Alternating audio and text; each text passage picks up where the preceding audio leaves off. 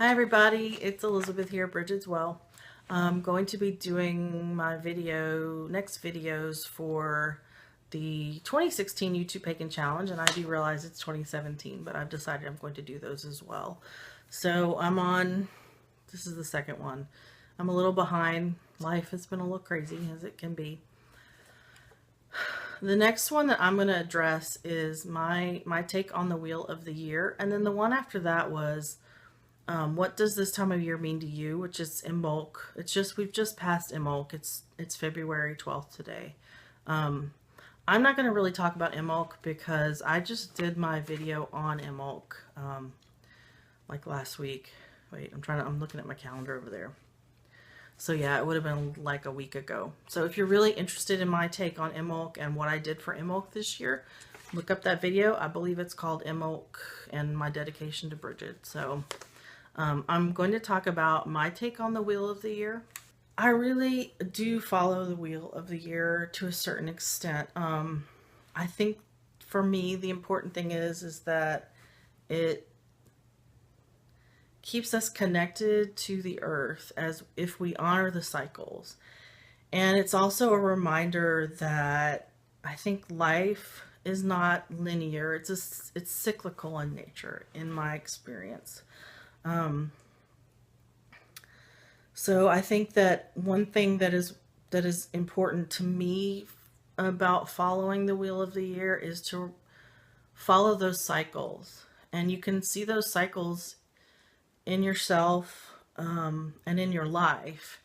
So, you go from spring and the budding of the maiden and the god as they're young, to sexual maturity, to having a family, starting a family, creating a base. And I realize that this isn't always applicable for everyone, but this is what it means to me. And then aging and death, of course, which is all of that is a part of life, the life cycle. And the earth goes through it every year, and we go through it as we move forward in our lives. And sometimes we go through multiple cycles at the same time.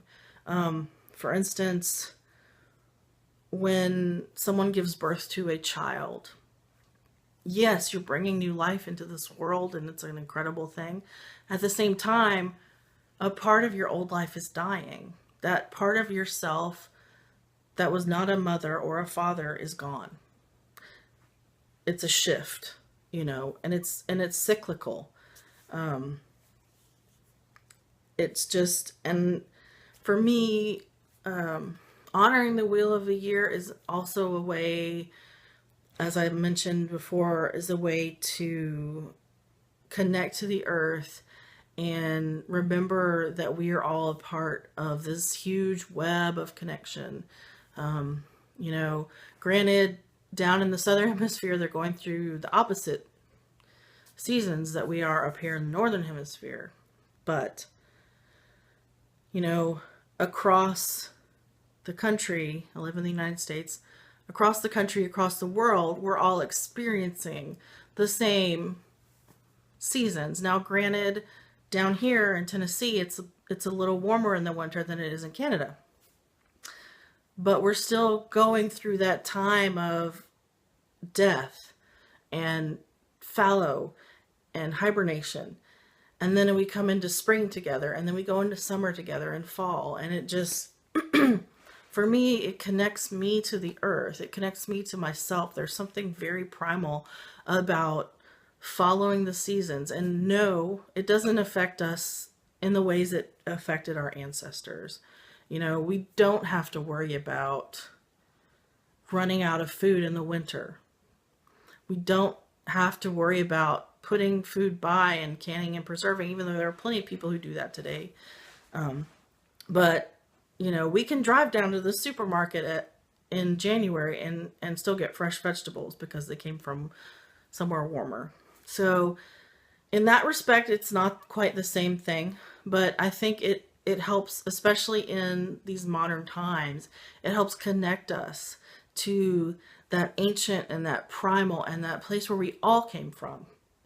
No matter who you are, no matter what your ancestry is, we all came from the same origination. You know, all of our ancestors struggled with the seasons. All of our ancestors had similar aspects to them. Now, your ancestors may have come from Northern Europe and someone else's ancestors came from Japan, but they still dealt with the same changing of the seasons, living with the earth. And now we are so separated from that. And for me, following the wheel of the year helps not only to connect me to the earth, but also for me to think in gratitude of what we do have.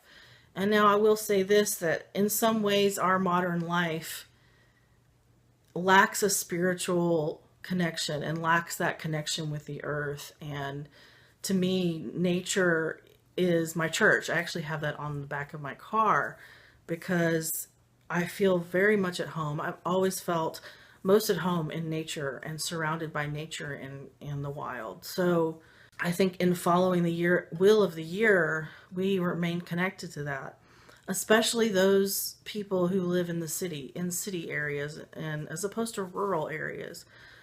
You know, the wheel of the year out here in the country is different than it is in, say, even in Nashville, in the actual city closest to me. You know, before I moved all out here 11 years ago, I had no idea. But when you're out here and your pipes are freezing in the winter and you have no water, or it's so hot outside that you just don't even want to move, the air conditioning isn't even cooling the house off, you know, which that could be anywhere really. But even just living out here in the country, I think that has made me feel definitely more connected to the seasons and like 100,000 times more aware of what is going on as nature follows the cycle of the wheel.